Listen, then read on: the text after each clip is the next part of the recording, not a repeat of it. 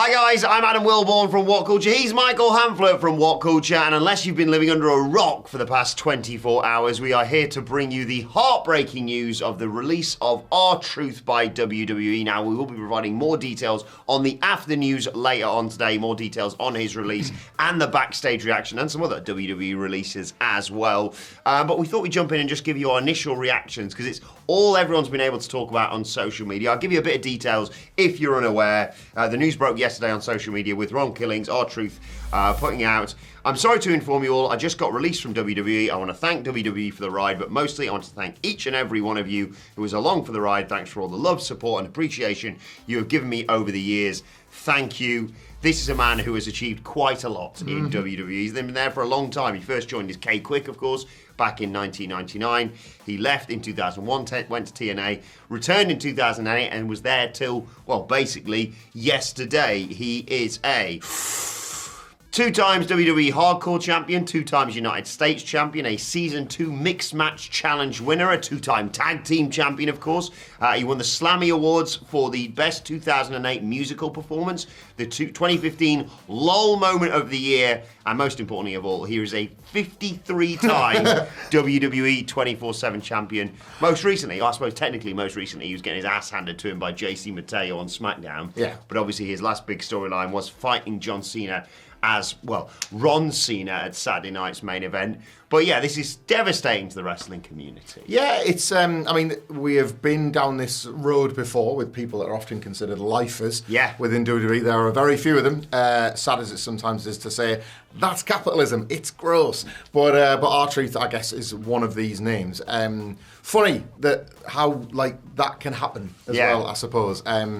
Back in my day, it would be someone like a Howard Finkel, for example, the first employee and Steve Lombardi or Brooklyn Brawler, and ultimately, like, a lot of those sort of long-standing figures kind of became known as much for what they do behind the scenes, or in the case of a Lombardi, like, you know, known as a Brooklyn Brawler, but like a figure of fun always a wrestler. RTruth, by and large, was the guy that you saw still on screen. It was almost the fact that he was able to maintain a presence on television that I think was what was kind of remarkable about the longevity. It wasn't just this guy who would be another example of somebody. I remember for years and years and years, to the point where it became like quite a strange running gag that like JTG wouldn't get released. Yes. And that was as much because you weren't really seeing him wrestle on television. And it was like, well, he hasn't wrestled, but he's still there. There's like one example, and there have been others over the years as well. RTruth was on television. Yeah. And that was the point. He seemed to provide levity on a consistent basis, unlike kind of any other comedic character that's kind of come. You see wrestlers like that are there more for comedic purposes than anybody else. We've recently seen someone like a Santino Marella come back to television through his role as TNA Director of Raw Authority. But even he had a run and then was done. RTruth, as you pointed out, kind of, I would say, not necessarily from 2008, but from kind of after he'd had that run originally against John Cena back in 2011, 2012. Once that was done, he's kind of occupied that spot as a comedic character and taken it and adapted it and taken little sort of variations of that role, pretty much for the last decade or so. And I think many of us thought his spot might be a bit under threat when the new regime came in, because Vince McMahon was obviously a huge fan of RTruths, and you thought, oh, Triple H, he likes his like gritty, you know, dark sort of thing. And arguably, he did some of RTruth's best stuff. The Judgment Day might be my favourite thing he's ever done, and we'll talk in a second about some of our favourite moments, and feel free to leave yours in the comment section below, of course. Yeah, it's funny that, like, because I would totally agree. I think, like, RTruth's style of comedy, and you mentioned how, like, him and Vince McMahon, like, might have seemed like they would be, like, strange bedfellows, but were, in fact, kind of, like, ideal for one another. Like, Vince McMahon was known for having this, like, kind of crass and, like, lame sense of humour a lot of the time. But, like, the very definition of elevating bad material was RTruth's taking Vince McMahon's brand of comedy and turning it into something palatable. How many Jimmy over? How many people failed at that over the years? How many people simply could not take these like deranged ideas that like barely passed as humour and then like went through the filter and ended up on television as just the grimmest, lamest stuff you've ever seen. R-Truth, yes, sometimes was like kind of on the lamer side of humour, but nonetheless just sort of like made it so broad that it was kind of impossible not to enjoy. You're seeing that as well, obviously, with the reactions. We'll talk about that more later in the news today, of like just fans and colleagues and everybody. There seems to be like universal love of what it was exactly that R-Truth offered. And then to your point about the Judgment Day run in particular, I think, like, in spite of myself, I kind of fell in love with R-Truth, specifically in the Judgment Day run. I always thought the levity that R-Truth brought was more to a WWE that was so pinished that you thought, well, I'll just laugh at that. Yeah. There was just something funny going on in the 24/7 division, and there's nothing else I like about these I love the 24/7 stuff. Like 5 to 7 hours of original run program in a week. At least there's, I don't know, R-Truth pinning somebody on a plane. I'll take that this week. Drake Maverick and Jinder Mahal were key to all that, weren't they? The Judgment Day was different gravy. Like, the Judgment Day was this idea, this stable, this group that was, you know, very successful ultimately, but like had the light and shade all of a sudden that R-Truth brought, that ultimately, realistically, was the slow road to the babyface turns of Damian Priest and Rhea Ripley. It was impossible, like, not to laugh along, and you could see those characters doing the same, and when they did, it brought that warmth into the group. When they won all those titles, and you think about, like, Priest's cash-in at WrestleMania, for example, like, that came off the back of that, like, almost heartbreaking split, where you almost didn't want Priest and Rhea to turn on Truth, and when he did, obviously that led to the Awesome Truth reunion. I would have never in a million years campaigned for like the return of Awesome Truth like it was some sort of like great moment of nostalgia, and yet as babyfaces, the moment at WrestleMania 40 was one I absolutely campaigned for. Like, they had reached a point where they were over enough, I think, to justify that. I wouldn't have had the reign considered much longer than 24 hours. But we got what we got, at least on the night. And you got that moment on the Raw after WrestleMania when it's like they're all celebrating with their belts. And R-Truth's like, me too! I'm in this as well now.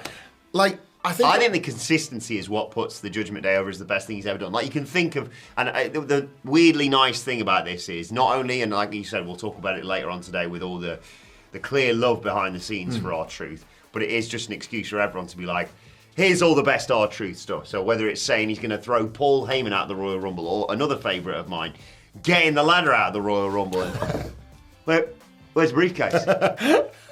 Or, you know, even like when he says, like, when they say, like, I can't remember what match it is, and he's like, they're like, you're not in the match, and he's like, I'm not. Oh, my bad. Just leaves. Like, the consistency with the Judgment Day is what makes it stand out for the most for me, because it was every week. It was like you say, we were like, what's he going to do? Whether he's going to bring an old telly into the clubhouse, or he's going to tell JD McDonough, I think you want that. I think you want it out of the group, mate. Sorry about that. The Live, Laugh, Love. Live, Laugh, Love. The kid. Yeah, we were growing up as kids and what have you. Brilliant stuff. I think Tom and Nick Mysterio. Tom and Nick Mysterio. Like, who gets that over? Who gets that over? And this is like, that's kind of what R-Truth had in his locker. It's, I don't want to be a massive hypocrite.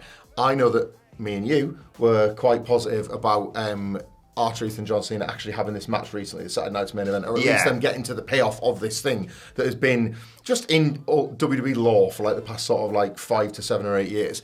Lots of people weren't. Like, let's not pretend like 2 or 3 weeks ago, like this match was like the mere fact that this match existed was drawing some sort of universal praise.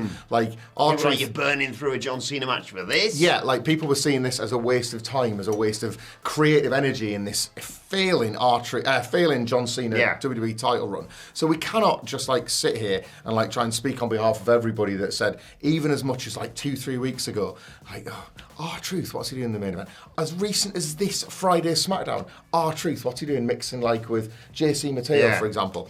And yet, the second he's got released, there does seem to be such an outpouring of support that maybe people don't know what they got to live. Yeah. Like, that makes sense why they speed ran the John Cena thing as well. Very possibly, yeah. Like, you obviously will be seeing through his contract whether or not that's on television or this is it. My gut feeling is they'll just make a hard cut here, but we could be wrong, I guess. Like, maybe he'll want to, maybe he'll want to go out on his back looking at the lights for the new bloodline on SmackDown. That would be nice. I think it'd be nice to have him, for fans to have a moment to appreciate him. Also, there's a bit of me that thinks he could just keep showing up to work, and people are like, Well, there's a risk about putting him on television that the second that this news is broken, you know, we're doing this video today, we do welcome people to share their favourite R-Truth moments in WWE, that the outpouring of support is too great that he ends up sticking around. Like, there are examples previously where, like, when they went ahead into different stories entirely, but when they went ahead in 2005 and released Matt Hardy in the aftermath of the Lita and Edge thing, it was Matt Hardy that was the most present when he was nowhere near television. Like, they had to turn Lita heel, they had to put them together on camera because it was so apparent what was going on. Then you have the awful 2020 pandemic releases where they wove Drake Maverick's release into a story and he ended up staying put on camera. Is there the risk if they use R-Truth, this outpouring of support that has come, again, from a lot of people who, 2 weeks ago, were probably critical of his place and profile in the company, then suddenly gone, but don't cut him, don't release him. Like, if you put him on television, is he not just going to be the biggest babyface in the world overnight again, and there'll be this sudden groundswell to keep him on the books or something like that? I guess we'll see maybe how that plays out in the weeks and months to come. But what's some other good moments? Like, the thing about the 24/7 division was, broadly awful idea. Brilliant first start. First champion, fantastic, no notes. Broadly awful idea. But that was kind of when R-Truth would arrive at work and be like, right then, what are we going to do with this? And He's always come up with some ideas. I would say the closest you had to the, the celebrated and beloved Crash Holly run, R-Truth found that in a far worse WWE, and I think he deserves immense credit for that. I've seen a clip circulating where it's Cesaro, I think it's pulling out the table, and he's hiding on top of it. We saw for decades, moments of physical comedy with, I don't want to pick on him, but someone like a Hornswoggle, where they would just rely on the lowest common denominator stuff.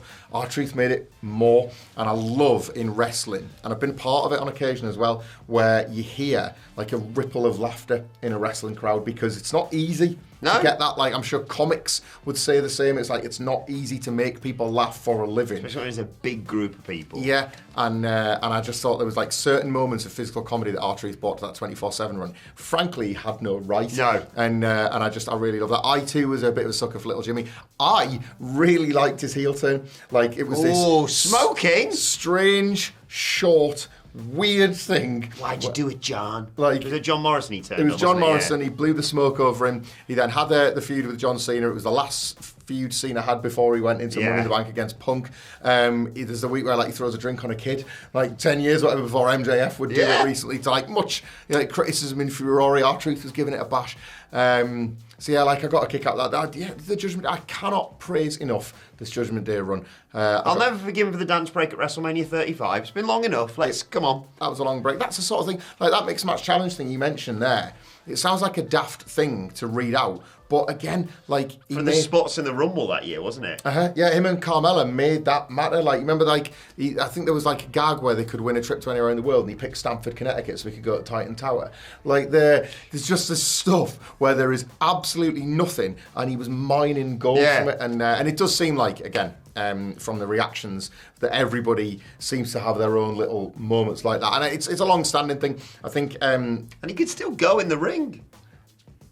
There's been, he could still do his moves in the ring. He could still do his moves in the ring. And this is the other thing as well, by the way.